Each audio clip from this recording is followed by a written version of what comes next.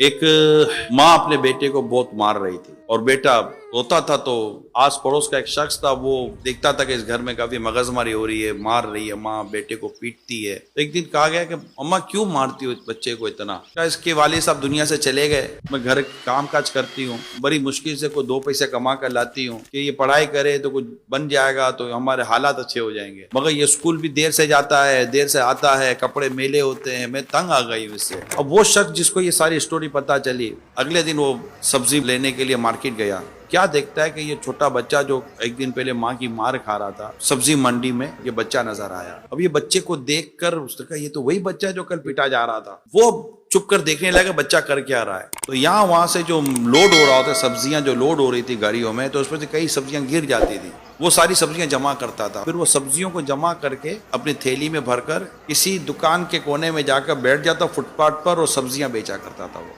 अब वो आदमी उसको फॉलो कर रहा है। यार स्टोरी क्या है? अब स्टोरी ये है कि वो जैसे स्कूल गया तो अब लेट पहुंचा दोबारा, तो उस्ताद साहब देखा हाथ निकालो, हाथ निकाले, उसकी मार पड़ी, वो रोया। तो वो आदमी उसको हमदर्दी पैदा, बोला सर क्यों मार रहे हैं आप इसको? कहा ये रोजाना लेट आता है, इसको रोज मारो, रोज लेट आता है, रोज मारो, रोज लेट आता है। तो बंदा है, गधा है, मानता ही नहीं है कोई बात।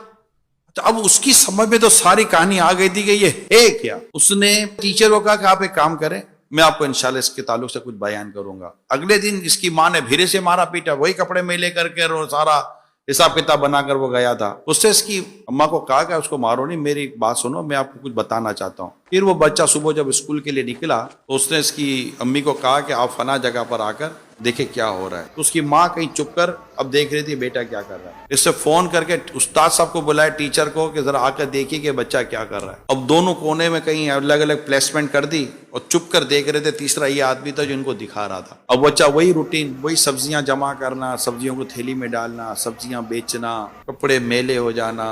फिर वो लेट गया स्कूल। अब वो टीचर तो देख ही रहा था, उसे पहली बार देखा था कि हो क्या रहा है बच्चा, यार ये तो मजबूर है। जैसे बच्चा स्कूल गया, जाकर इसने क्लास के अंदर बेंच पर अपना बैग रखा, सर के पास गया, हाथ निकाल दिया, मारो।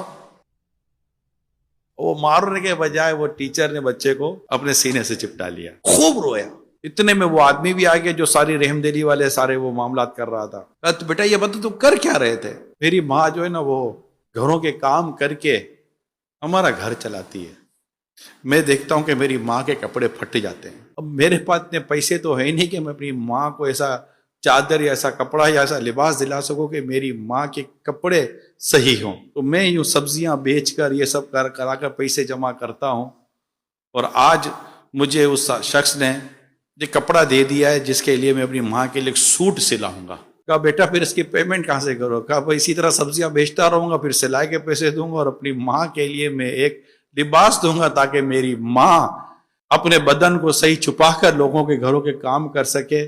मैं इसीलिए मेरी माँ की भी मार खाता हूँ, अपने टीचर की भी मार खाता हूँ, मैं सब कुछ करता हूँ ताकि मैं अपनी माँ का एक अच्छा सा लिबास सिलवाने में कामयाब हो जाऊं। गरीब घराना अपना घर कैसे चलाता है ये बाद वक़्त हमें पता ही नहीं चलता। ये सफेद पोश फैमिलीज की स्टोरीज होती हैं। ये वो लोग नहीं होते जो सड़कों पर जाकर मांगने के लिए कोशिशें करते हैं।